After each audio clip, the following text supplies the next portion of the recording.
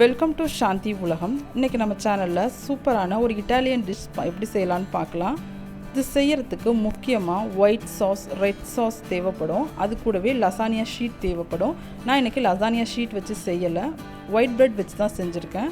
இதுக்கு யூஸ் பண்ணுற ப்ரெட்டு கண்டிப்பாக ஸ்வீட் இல்லாமல் சாண்ட்விச் யூஸ் பண்ணுவாங்கள்ல, அந்த ப்ரெட்டு யூஸ் பண்ணிக்கோங்க. அதோட சைட்ஸ் எல்லாம் கட் பண்ணிவிட்டு தின்னாக தேய்ச்சி வச்சுக்கோங்க. அது கூடவே வெஜிடபிள் ஸ்டஃபிங் தேவை, அதை ரெடி பண்ணியிருக்கேன். அது கூடவே மொசரல்லா சீஸ் எடுத்து வச்சுருக்கேன். கார்னிஷ் பண்ணுறதுக்காக கொஞ்சமாக ஆலிவ்ஸ் எடுத்து வச்சுருக்கேன். வாங்க ரெசிபி செய்ய ஸ்டார்ட் பண்ணிடலாம். ஃபஸ்ட்டு ஒயிட் சாஸ் ரெடி பண்ணிக்கலாம். அதுக்கு அடுப்பில் ஒரு பேன் வச்சுட்டு பட்டர் சூடு பண்ணிக்கோங்க. பட்டர் சூடான பிறகு எடுத்து வச்சுருக்கேன் ஆல் பர்பஸ் ஃப்ளார் சேர்த்துக்கலாம். பட்டரும் ஃப்ளாரும் சேர்ந்து நல்லா வதக்கி எடுத்துக்கோங்க. லைட்டாக கலர் சேஞ்ச் ஆகி வரும், பார்க்க நல்லா நைஸாக இருக்கிற மாதிரி இருக்கும். அது வரைக்கும் நல்லா வதக்கி எடுத்துக்கணும். அடுப்பை கண்டிப்பாக லோ ஃப்ளேமில் வச்சுக்கோங்க. கட்டி இல்லாமல் நல்லா வதக்கி எடுத்துக்கோங்க. அதோட பச்சை ஸ்மெல்லும் போகணும், அது வரைக்கும் வதக்கணும். நல்லா வதங்கி வந்த பிறகு நம்ம பொடியாக கட் பண்ணி வச்சுருக்க பூண்டு சேர்த்து வதக்க போகிறோம். நான் இந்த ரெசிபிக்கு இன்றைக்கி பாலை டைரெக்டாக அப்படி தான் சேர்க்க போகிறேன். உங்களுக்கு டைம் இருக்குது அப்படின்னா நல்லா சூடு பண்ணிவிட்டு வார்மாக சேர்த்துட்டிங்க அப்படின்னா சீக்கிரமாக நம்ம ஒயிட் சாஸ் ரெடி பண்ணி எடுத்துக்கலாம். நல்லா வதங்கி வந்துடுச்சு. நெக்ஸ்ட்டு பூண்டு சேர்த்துக்கலாம். பூண்டு சேர்த்து வதக்கின பிறகு எடுத்து வச்சுருக்க பால் சேர்த்துக்கலாம். பாலும் சேர்த்துட்டு நல்லா கிண்டி எடுத்துக்கோங்க. பால் சேர்த்தது நல்லா மாவு கட்டியாக ஆரம்பிக்கும். நல்லா கைவிடாமல் நல்லா கிண்டி எடுத்துக்கோங்க. நெக்ஸ்ட்டு இது கூடவே ஃப்ளேவர் கொடுக்கறதுக்காக நான் இன்றைக்கி க்ரீம் சீஸ் எடுத்து வச்சுருக்கேன். இதை கண்டிப்பாக சேர்க்கணும், அப்போ தான் டேஸ்ட் நல்லாயிருக்கும். நான் இன்றைக்கி ஒரு 1/4 கப் அளவுக்கு எடுத்து வச்சுருக்கேன், அதையும் சேர்த்துக்கலாம். இதோட மெஷர்மெண்ட்ஸ் எல்லாமே டிஸ்கிரிப்ஷன் பாக்ஸில் கொடுக்குறேன், செக் பண்ணி பாருங்கள். க்ரீம் சீஸ் சேர்த்த பிறகு இதுக்கு தேவையான ஸ்பைசஸ்லாம் சேர்த்துக்கலாம். நான் இன்றைக்கி ஓரிகானோ எடுத்திருக்கேன், அதை சேர்த்துக்கலாம். உங்கள்கிட்ட இட்டாலியன் சீசனிங் இருந்தீங்கன்னா அதை சேர்த்துக்கோங்க. இது கூடவே கொஞ்சமாக சில்லி ஃப்ளேக்ஸ் சேர்த்துக்கோங்க. நான் இன்றைக்கி பிளாக் பெப்பர் கொஞ்சமாக க்ரஷ் பண்ணி வச்சுருக்கேன், அதை சேர்த்துருக்கேன். உங்கள்கிட்ட ஒயிட் பெப்பர் இருக்குன்னா அதை சேர்த்துக்கோங்க. இந்த சாஸ்க்கு தேவையான உப்பு சேர்த்துக்கலாம். எல்லாத்தையும் சேர்த்து நல்ல ஒரு க்ரீமி கன்சிஸ்டன்சி வர வரைக்கும் நம்ம குக் பண்ணி எடுத்துக்க போகிறோம். இது ஓவர் குக் பண்ணக்கூடாது. நமக்கு இது ஆறின பிறகு இன்னும் கொஞ்சம் கட்டியாகும். இதோட கன்சிஸ்டன்சி எப்படி இருக்கணும் அப்படின்னா, நம்ம எடுத்து கரண்டில்னு ஊற்றுனா நல்லா ஊற்றுற மாதிரி இருக்கணும், அந்த மாதிரி எடுத்துக்கோங்க. இது 5லேருந்து 10 நிமிஷத்தில் ரெடி ஆகிடும். பார்த்திங்களா, ரெடி ஆகிடுச்சு. நெக்ஸ்ட்டு ரெட் சாஸ் ரெடி பண்ணிக்கலாம். அதுக்கு ஒரு பேனில் பட்டர் சூடு பண்ணிக்கோங்க. பட்டர் சூடான பிறகு பொடியாக கட் பண்ணி வச்சுருக்க பூண்டும் வெங்காயமும் சேர்த்துக்கலாம். ரெண்டும் சேர்ந்து நல்லா வதக்கி வர வரைக்கும் நம்ம குக் பண்ணி எடுத்துக்க போகிறோம். வதங்கி வந்த பிறகு நான் இன்றைக்கி 1/2 கப் அளவுக்கு டொமேட்டோ கெச்சப் எடுத்து வச்சுருக்கேன், அதை சேர்த்துக்க போகிறேன். என்கிட்ட பெங்களூர் தக்காளி இல்லை, அதனால் நான் டொமேட்டோ கெச்சப் சேர்த்துருக்கேன். உங்கள்கிட்ட இருக்குது அப்படின்னா தக்காளி வேக வச்சு நல்லா மிக்சியில் அரைச்சி சேர்த்துக்கோங்க. இது கூடவே கொஞ்சமாக சில்லி ஃப்ளேக்ஸ் சேர்த்துக்கலாம். உங்கள் காரத்துக்கு ஏற்ற மாதிரி சேர்த்துக்கோங்க. இது கூடவே நான் இன்றைக்கி ஓரிகனோ எடுத்து வச்சுருக்கேன், அதை இது கூட சேர்த்துக்கலாம். ஃபஸ்ட்டே சொன்ன மாதிரி தான், ஓரிகனோவோ இல்லை இட்டாலியன் சீசனிங் எது இருந்தாலும் சேர்த்துக்கோங்க.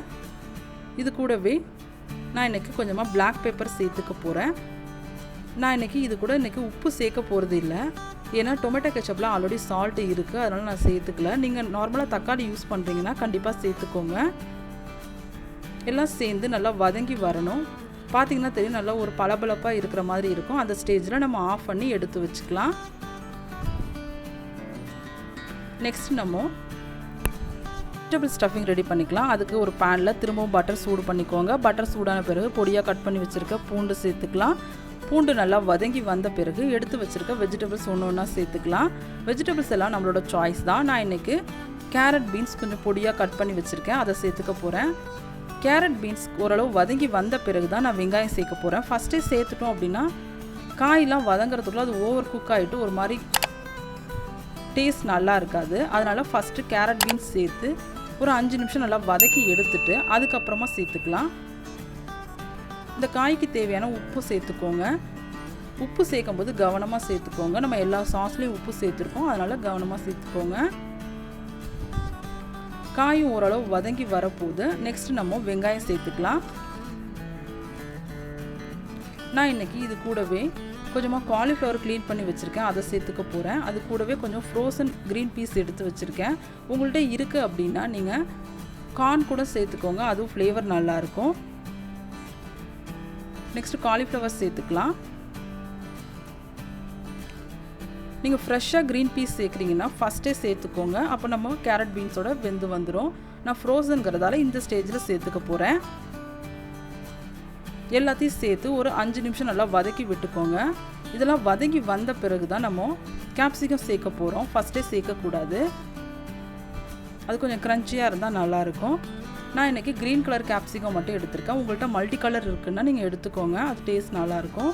காயெல்லாம் வெந்து வந்த பிறகு நம்ம ஸ்பைசஸ்லாம் சேர்த்துக்கலாம். ஃபஸ்ட்டு சொன்ன மாதிரி தான் கொஞ்சம் oreganoவும் சில்லி ஃப்ளேக்ஸ் அப்புறம் கொஞ்சமாக பிளாக் பெப்பரும் சேர்த்துக்க போகிறேன். எல்லாம் சேர்த்து நல்லா வதக்கி எடுத்துக்கோங்க. ஓவர் குக் பண்ணாமல் ஓரளவு வதக்கி எடுத்துக்கோங்க.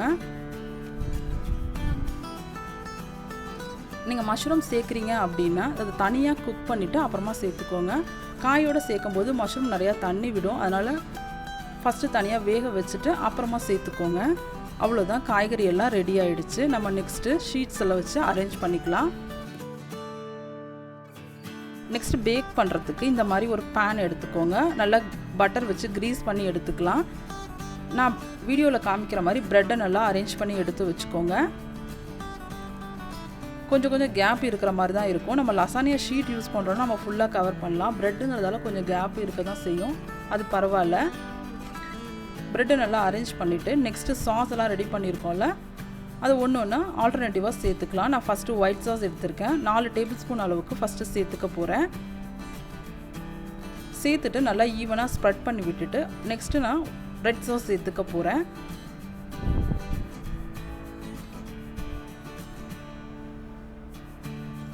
நம்ம இதே மாதிரியே 3 லேயர் ரெடி பண்ண போகிறோம், அதனால் கொஞ்சம் கொஞ்சமாக சாஸ் எல்லாம் சேர்த்துக்கலாம். ஒயிட் சாஸ்க்கு அப்புறம் ரெட் சாஸ் சேர்த்துக்கோங்க. ரெட் சாஸும் 4 டேபிள் ஸ்பூன் அளவுக்கு சேர்த்துட்டு நம்ம எடுத்து வச்சுருக்கோம்ல வெஜிடபிள் ஸ்டஃபிங் எல்லாம் சேர்த்துக்கலாம். நம்ம ரெடி பண்ணி வச்சுருக்க எல்லா சாஸும் யூஸ் பண்ணிக்கணும்னு அவசியம் இல்லை. இதை நீங்கள் ஃப்ரிட்ஜில் ஸ்டோர் பண்ணி ஒரு 2 to 3 டேஸ் கூட யூஸ் பண்ணிக்கலாம். வெஜிடபிள்ஸும் ஒரு 2 கரண்டி அளவுக்கு ஃபஸ்ட்டு சேர்த்துக்கலாம். வெஜிடபிள்ஸ் சேர்த்துட்டு நான் எடுத்து வச்சுருக்க ஆலிவ்ஸ் சேர்த்துக்க போகிறேன். அது கூடவே கொஞ்சமாக சீஸ் சேர்த்துக்கலாம். சீஸ் உங்கள் விருப்பம் தான், எவ்வளோ வேணாலும் சேர்த்துக்கலாம். நல்லா இது க்ரீமியாக இருந்தால் தான் டேஸ்ட் நல்லாயிருக்கும். நான் இன்றைக்கி சென்டரில் வைக்கிறதுக்கு கொஞ்சமாக தான் சீஸ் யூஸ் பண்ண போகிறேன். மேலே டாப்பிங்ஸ் தான் கொஞ்சம் எக்ஸ்ட்ரா யூஸ் பண்ண போகிறேன். உங்களோட விருப்பப்படி நீங்கள் சேர்த்துக்கோங்க. சீஸும் சேர்த்துட்டு இப்போ செஞ்ச மாதிரியே திரும்பவும் ப்ரெட்டை வச்சு சாஸ் வச்சு 2 லேயர் ரெடி பண்ணிக்கலாம். இந்த சாஸை நீங்கள் ஃப்ரிட்ஜில் வச்சுட்டு பாஸ்தா செஞ்சு கொடுக்கலாம், இல்லை சூப் செய்யும் போது யூஸ் பண்ணிட்டீங்க அப்படின்னா டேஸ்ட் சூப்பராக இருக்கும். கண்டிப்பாக எல்லோரும் விரும்பி சாப்பிடுவாங்க. ஆலிவ்ஸ் வந்து நம்மளோட விருப்பம் தான், உங்களுக்கு விருப்பப்பட்டால் சேர்த்துக்கோங்க, இல்லை ஸ்கிப் பண்ணிக்கோங்க. அவ்வளோதான். இதே மாதிரி இன்னும் 2 லேயர் ரெடி பண்ணிக்கலாம். இது ரெடி பண்ணிட்டு இருக்கும்போதே அவனை 180 டிகிரியில் 10 மினிட்ஸ் ப்ரீ ஹீட் பண்ணிக்கோங்க. பார்த்திங்களா, லாஸ்ட்டு லேயரும் ரெடி ஆகிடுச்சு. ஓவன் ப்ரீ ஹீட் ஆகிட்டு இருக்குது. பேன் ஃபுல்லாக இருக்குதுன்னு நீங்கள் பார்க்க வேணாம். இது வெந்து வரும்பொழுது கொஞ்சம் அமுங்கி உள்ளே போயிடும், அதனால் பிரச்சனை இல்லை. கீழே வழிஞ்சு வருங்கிற பயம் தேவையில்லை. பார்த்திங்களா, சாஸ் ஊற்றியாச்சு. நெக்ஸ்ட்டு வெஜிடபிள்ஸ் வச்சுட்டு நம்ம மீத இருக்க சீஸ் எல்லாத்தையும் யூஸ் பண்ணிக்க போகிறோம். நான் இன்றைக்கி டோட்டலாக இந்த ரெசிபிக்கு 200 கிராம் மொசரல்லா சீஸ் யூஸ் பண்ணியிருக்கேன். உங்களுக்கு பிடிக்கும் அப்படின்னா நீங்கள் எக்ஸ்ட்ரா கூட சேர்த்துக்கோங்க. நான் இன்றைக்கி வெஜிடபிளில் பண்ணியிருக்கேன். உங்களுக்கு நீங்கள் நான்வெஜ் பிடிக்கும் அப்படின்னா சிக்கன் கூட வேக வச்சுட்டு குட்டி குட்டி பீசஸாக கட் பண்ணி யூஸ் பண்ணிக்கோங்க, அது டேஸ்ட் சூப்பராக இருக்கும். அவ்வளோதான், ரெடியாகி வந்துருச்சு. நெக்ஸ்ட்டு அவனும் ப்ரீ ஹீட் ஆகிடுச்சு. பேக் பண்ணிவிட்டு எப்படி இருக்குதுன்னு காமிக்கிறேன். நான் இன்றைக்கி 30 மினிட்ஸ் டோட்டலாக 180 டிகிரி பேக் பண்ணி எடுத்திருக்கேன். பேக் பண்ண பிறகு இந்த மாதிரி தான் கலர் சேஞ்ச் ஆகி வந்திருக்கும். இந்த ஸ்டேஜில் நீங்கள் எடுத்து சர்வ் பண்ண ஆரம்பிச்சுக்கோங்க. இந்த ரெசிபி பிடிச்சிருந்ததுன்னா லைக் பண்ணுங்கள், ஷேர் பண்ணுங்கள். ட்ரை பண்ணி பார்த்துட்டு உங்களோட ஃபீட்பேக் கமெண்ட் பாக்ஸில் கொடுங்க. தேங்க்ஸ் ஃபார் வாட்சிங்.